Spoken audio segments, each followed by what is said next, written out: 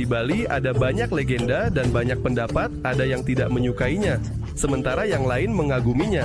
Hari ini saya akan pergi ke pulau dan mengetahui bagaimana kehidupan anak-anak imigran di sana. Bagaimana menurutmu di Bali? Ingin pulang atau di Bali baik-baik saja? Saya lebih suka sekali di Bali daripada dimanapun yang kami kunjungi. Tentu saja, anak itu merindukan salju.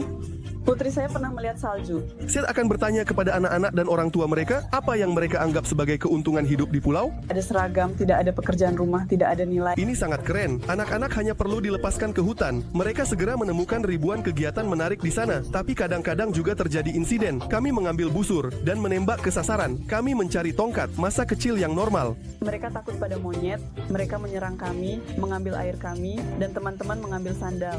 Anak-anak takut.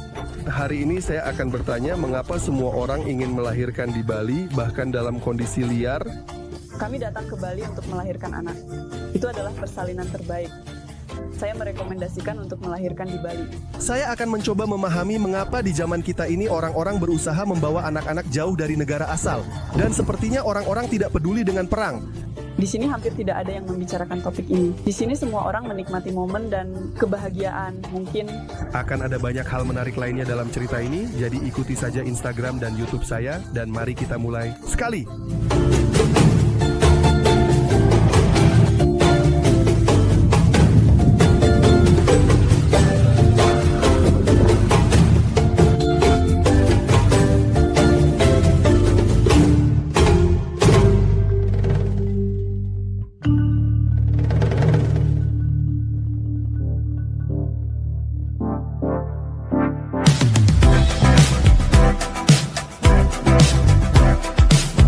Ini saya sedang berkendara di Ubud.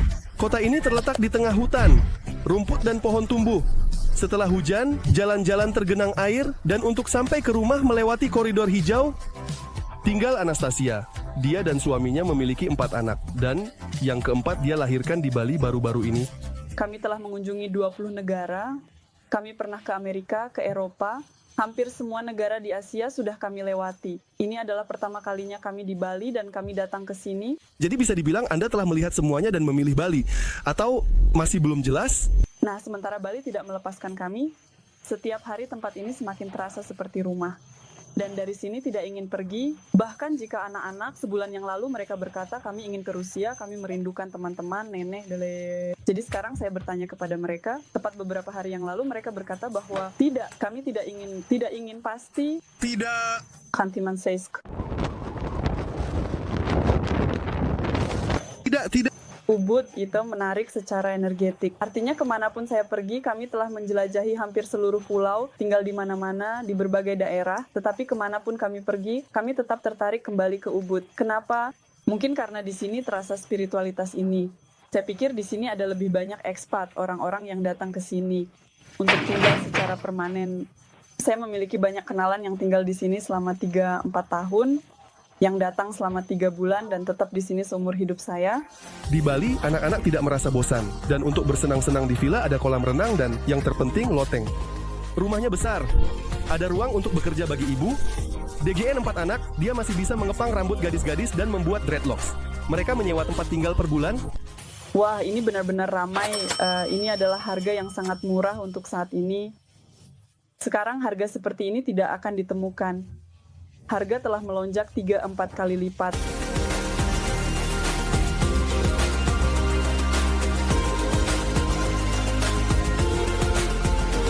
Kami mengadakan pernikahan di Bali 12 tahun yang lalu, dan Bali benar-benar menyentuh jiwa.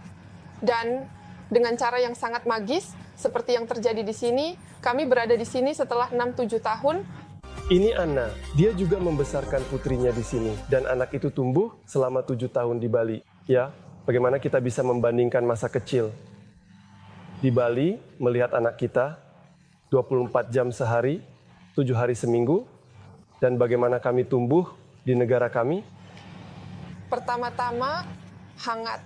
Sepanjang tahun hangat, dan ini menghilangkan banyak hal, pakaian, stocking, dan segala sesuatu yang lainnya.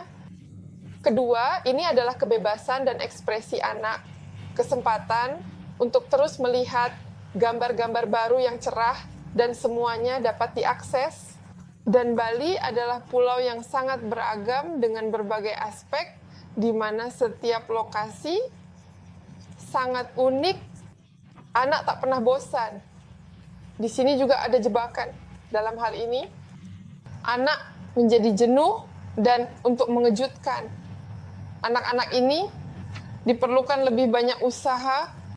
Tapi jika dilihat secara subjektif, siapa yang lebih bahagia, Anda di usia 7 tahun atau sekarang putri Anda? Saya pikir itu adalah konsep kebahagiaan yang sangat relatif. Karena di masa kecil kita menikmati kebahagiaan dari hal-hal kecil. Di sini hanya keceriaan yang menyenangkan ke kafe dari sana tidak ada. Ini kalau kita langsung ke inti permasalahan. Kalau pergi anak-anak senang dan menyegarkan. Kalau ada perbedaan untuk anak dimanapun itu baik untuk semua orang, terutama untuk anak dimanapun itu baik. Dimana itu baik untuk orang tua mereka, dan orang tua Natalia dan Maris menyewa rumah tepat di sebelah sawah yang sangat bermanfaat dan menyenangkan. Anak-anak di sini, Bagaimana?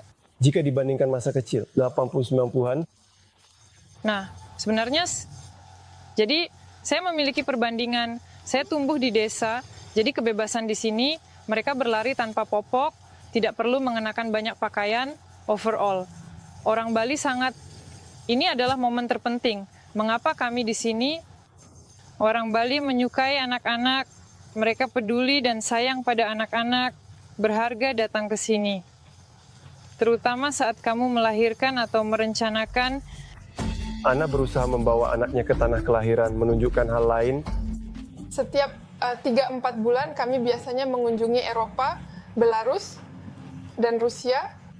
Apa pendapat Anda tentang Belarus setelah 7 tahun tinggal di Bali? Dan pendapat anak? Anak itu benar-benar menikmati. Di sini kurang variasi di Bali gitu, kurang pergantian musim. Maksudnya di sini selalu musim panas. Di sini selalu ada pemandangan yang cerah, keren, dan indah. Anak itu rindu salju. Putri saya tidak pernah melihat salju. Saya keluar berjalan kaki telanjang di resort. Sebenarnya, di Bali, kita harus melupakan apa itu trotoar. Dan inilah mengapa kita harus berjalan, karena sepeda motor dan mobil melintas begitu dekat. Berkeliling di Bali, mengingat kembali kenangan masa kecil tentang desa. Sebenarnya kita tidak bisa memaksa mereka untuk memakai sepatu. Mereka awalnya di kolam renang. Bagaimana Anda di Bali? Ingin pulang atau nyaman di Bali? Di Bali saya paling suka, saya rasa lebih baik daripada dimanapun yang kami kunjungi sebelum. Bali. Apa yang menjadi hiburan bagi emigran dan anak-anak mereka, bagi penduduk lokal adalah rutinitas. Dengan gaji rendah, jalanan kotor. Alih-alih sekolah, anak-anak lokal sering berjalan di pantai dan menjual. para turis membeli souvenir. How much is one bracelet? I have 30,000, 50,000, 20,000. Anastasia belajar di sekolah secara jarak jauh dan pergi ke camp. Mereka membuka camp dan memiliki kegiatan berbeda. 3 kali sehari, seperti vokal, bahasa Inggris, dan beberapa kegiatan lainnya. Mereka diberi makan 3 kali sehari dan bermain bersama, serta menemukan teman sebaya. Haruskah mengantar mereka setengah hari?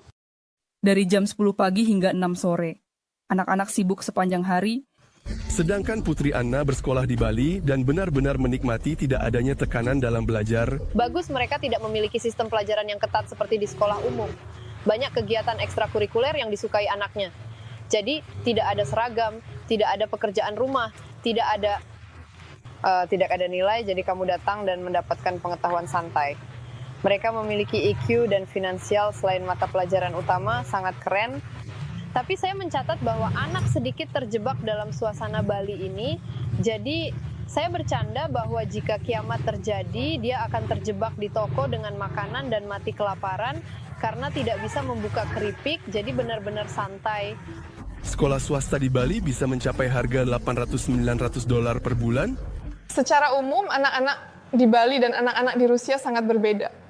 Jadi Kan anak-anak yang sama? bahkan anak-anak yang sama, karena di Bali mereka lebih ekspresif, lebih bebas. Dan pendekatan para pengajar dalam organisasi proses belajar mengajar berbeda. Bebas dan sudah kayak anak-anak memiliki banyak emosi dan kesan, jumlah, peristiwa, menarik dalam hidup mereka jauh lebih tinggi. Oleh karena itu, standar untuk mengejutkan, menyenangkan, dan melibatkan mereka jauh lebih tinggi. Sudah lebih sulit. Jika ada monyet, ulat, dan laba-laba berlari di jalan, lalu apa gunanya buku mewarnai ini?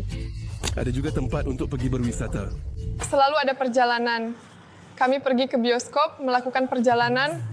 Para gadis pergi ke pertunjukan di Surabaya. Ini adalah petualangan besar bagi mereka.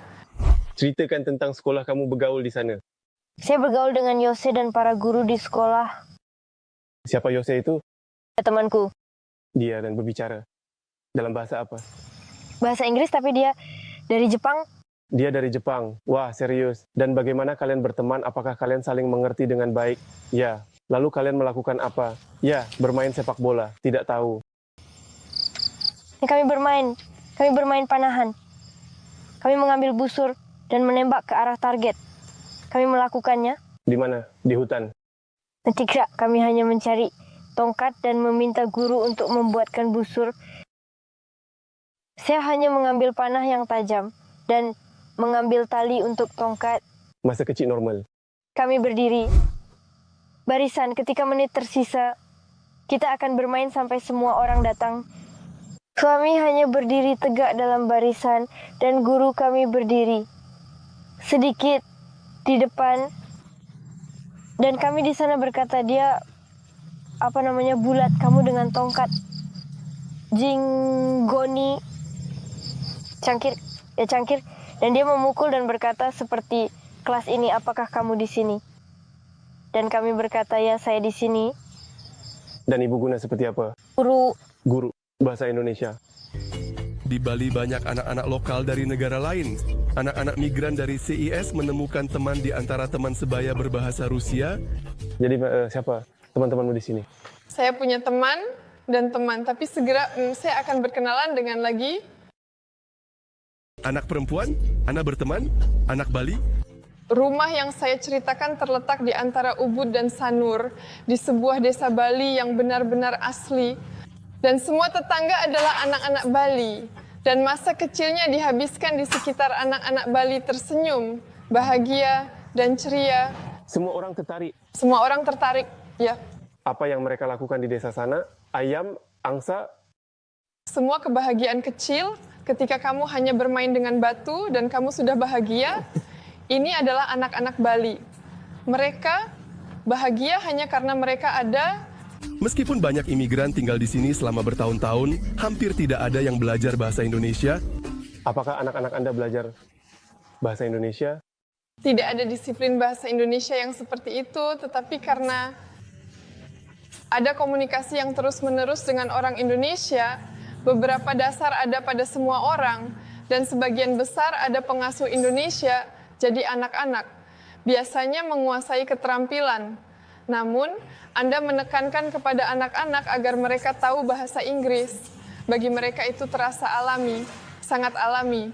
Karena di sekitar mereka semua berbicara dalam bahasa Inggris, dan itu sangat-sangat organik dalam kehidupan mereka.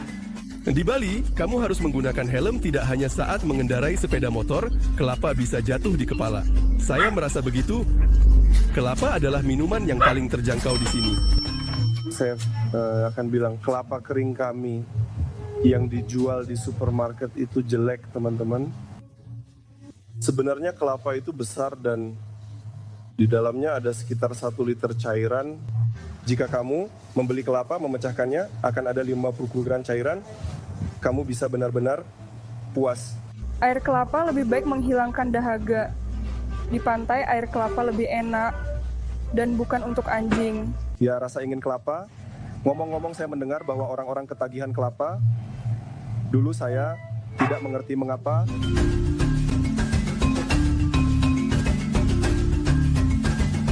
Dalam perjalanan ke Bali, saya merekam banyak hal menarik, namun tidak semuanya masuk ke dalam episode. Jadi ikuti Instagram saya menyimpan hal-hal paling keren di sorotan.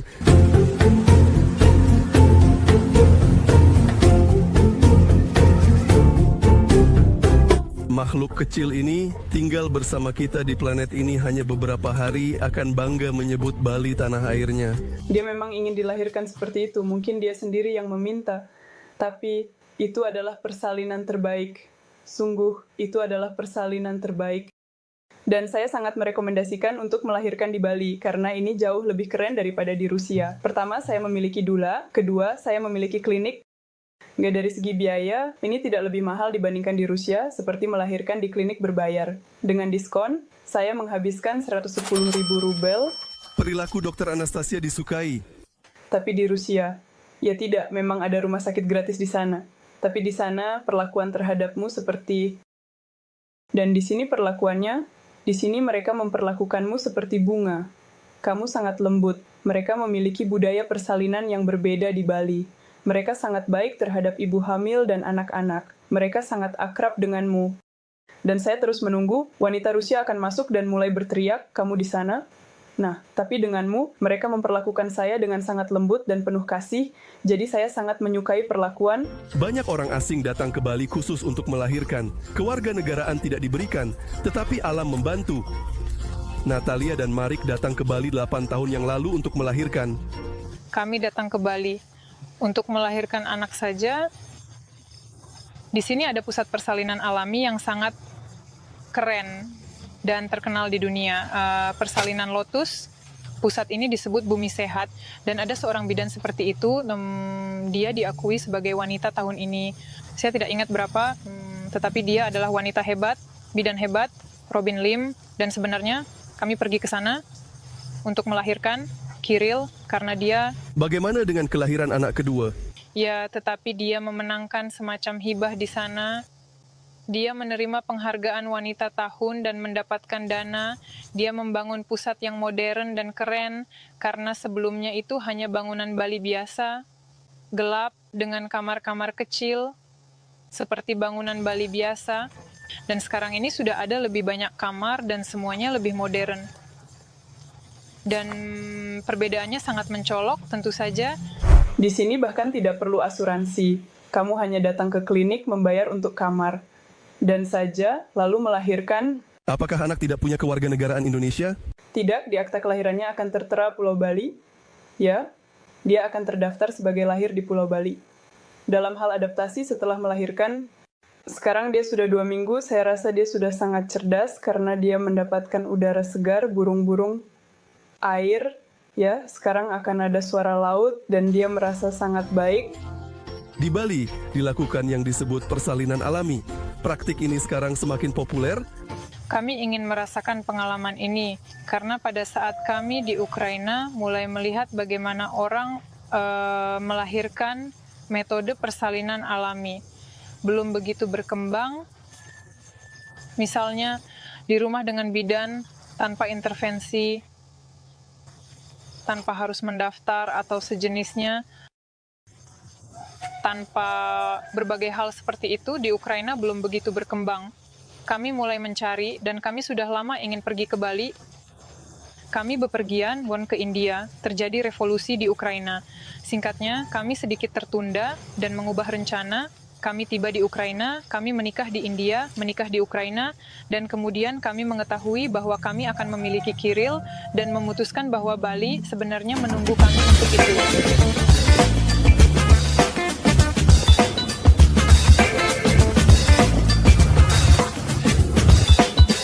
Dalam iklan, video, brosur, atau perangko yang didedikasikan untuk Bali seringkali menggambarkan sawah.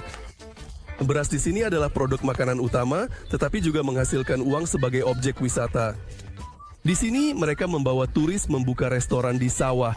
Jadi Anda bisa minum cappuccino, melihat teras padi, melihat bagaimana penduduk setempat bekerja di rawa, tetapi mereka tetap senang dan tersenyum. Pujian sudah termasuk dalam harga. Untuk 16% anak-anak merekrut.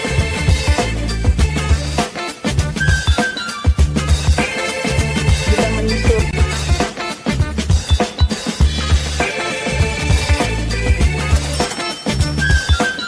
Taman di Bali tidak hanya untuk anak-anak, tetapi juga untuk makhluk-makhluk kecil. Kehidupan di sini melimpah dari segala arah. Setiap sentimeter persegi dipenuhi dengan kehidupan. Kami tinggal di dekat sungai, di dekat hutan. Kamu keluar dan itu saja. Saya membuang sampah organik ke hutan. Di sana kami menggali lubang. Dan saya suka atau tidak suka, hampir setiap hari saya keluar ke hutan ini. Keren, ini mengagumkan, semuanya dipenuhi dengan kehidupan. Kupu-kupu, saya benar-benar terpesona oleh kupu-kupu yang begitu indah dari berbagai jenis. Seperti, dengar, ada yang sebesar burung dan itu terlihat seperti burung. Kamu berpikir, wow, dan ada yang kecil, seperti abu-abu-abu. Dan kamu mengamati semuanya, wow. Dengan begitu banyak serangga di Bali, kita hanya bisa terbiasa, atau lebih baik lagi, mengaguminya.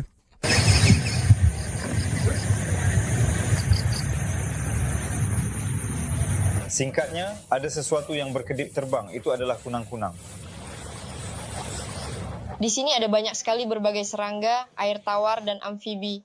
Apakah ini plus atau minus? Ini adalah plus. Tapi ada juga minusnya. Di sini, burung-burung bernyanyi. Setiap hari, ada juga katak yang menguak. Menurut saya, sekarang ada suara seperti itu. Seperti ada yang kentut. Ngomong-ngomong, sebenarnya apakah monyet-monyet datang dekat sini atau jauh? Ya, tupai. Ya, tupai. Di sini agak jauh, tetapi monyet datang sekali. Mereka takut tidak menyerang, tetapi satu monyet menggigit teman saya dengan sangat kuat. Mereka mengambil air kami dan teman saya kehilangan sandal. Anak-anak melihat semua ini dan sekarang mereka takut pada monyet. Saya juga pernah digigit di sini, tetapi itu cerita lain. Saat itu saya berpikir bahwa saya agak tidak percaya pada medis Indonesia dan berharap monyet itu tidak rabies. Jika ada alat dan cermin, saya mungkin bisa mengobati diri sendiri. Tingkat medis di sini seringkali lebih rendah daripada klinik terjauh di negara kita. Jadi kadang-kadang imigran harus mengobati diri sendiri. Saya tidak bilang saya perlu perawatan karena semuanya baik-baik saja di sini, tetapi saya merasakan sakit yang luar biasa. Ligamen lutut saya robek. Saya mengalami kecelakaan kecil, jatuh dari motor dan menabrak anjing dengan kecepatan rendah, tetapi saya terjatuh dengan baik, hanya memar. Saya merobek ligamen, dan saat saya ke rumah sakit mereka bilang, semuanya baik-baik saja. Saya tidak pernah merasakan sakit seperti ini sebelumnya. Rasanya seperti di Padang, seperti film hitam putih tua. Ya, baiklah, jika Anda mau, kita akan melakukan röntgen. Tentu saja saya mau, ayo kita lakukan. Setelah röntgen, mereka bilang, tidak ada yang patah, semuanya baik-baik saja. Saya bilang, tidak, ini tidak normal, saya merasakan sakit. Lakukan sesuatu yang lain. Mereka bahkan tidak memberikan diagnosis. Saya kemudian mulai mencari di internet, bertanya kepada orang lain. Saya mulai menemukan orang-orang dengan cedera serupa. Saya mengetahui bahwa semuanya lebih buruk. Saya belajar struktur lutut dan bagaimana semuanya berkaitan. Saya menyadari di mana saya merasakan sakit, saya alami. Marik adalah sound engineer. Ketika dia tiba Bali, dia bekerja sebagai teknisi bioskop. Di sini Anda bisa menemukan jenis kegiatan yang tidak ada di desa, seperti di Ukraina atau negara lain.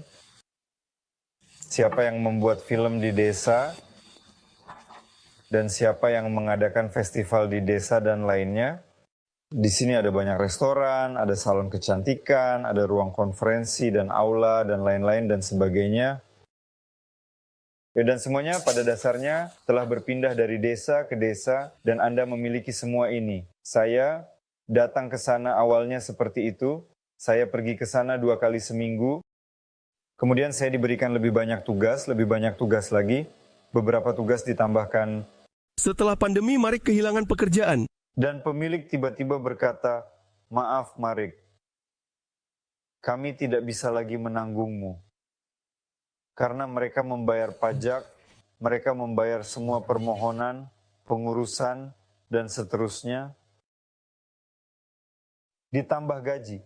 Dan, maaf, jika kamu ingin menjual kitamu tahun depan, karena hanya tersisa beberapa bulan, beritahu kami jika kamu membayar, kami akan mengurusnya untukmu.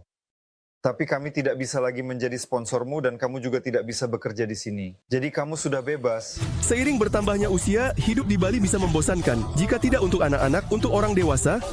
Dengar, sebenarnya sekarang sudah ingin merasakan peradaban.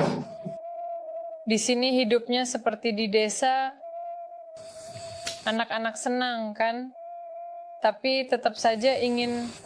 Beberapa teman berkata, terutama yang baru datang, mengatakan, saya sudah tinggal di sini selama 6 bulan, saya merasa seperti pensiunan hanya seharian, terutama mereka yang bekerja melalui telepon, secara jarak jauh.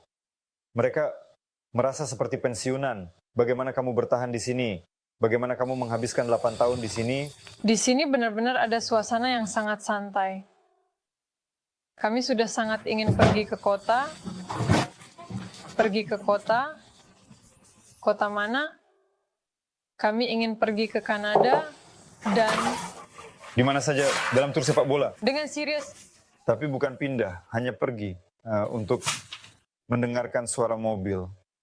Mari kita lihat. Momen yang paling ideal adalah ketika kamu tinggal di desa, tidak jauh dari kota besar, di mana ada sungai, ladang, hutan, laut, dan sebagainya. Dan dalam jarak yang mudah dijangkau, ya, entah 20-30 km, biarkan ada kota besar di mana kamu bisa pergi jika perlu. Saya melihat ke suatu tempat. Tapi jarak dari tindakan militer sangat membedakan situasi di Bali dari Eropa dan CIS. Dan orang-orang sepertinya tidak memikirkan perang. Nah, saya rasa begitu. Saya tidak menemui orang-orang yang agresif. Di sini hampir tidak ada yang membicarakan topik ini. Maksudnya dalam berita buruk, di sini semuanya ada di momen dan dalam kebahagiaan. Saya seperti ini, entahlah. Tapi saya tidak menemui... Saya suka kota-kota besar, tapi Bali bukan tentang itu. Namun, jika bukan untuk diri sendiri, untuk anak-anak layak mengunjungi pulau liar ini, tetapi kaya, di saluran saya akan ada episode lain, jadi ikuti saya di YouTube dan Instagram, di mana saja saya Fova Karmanov. Sampai jumpa.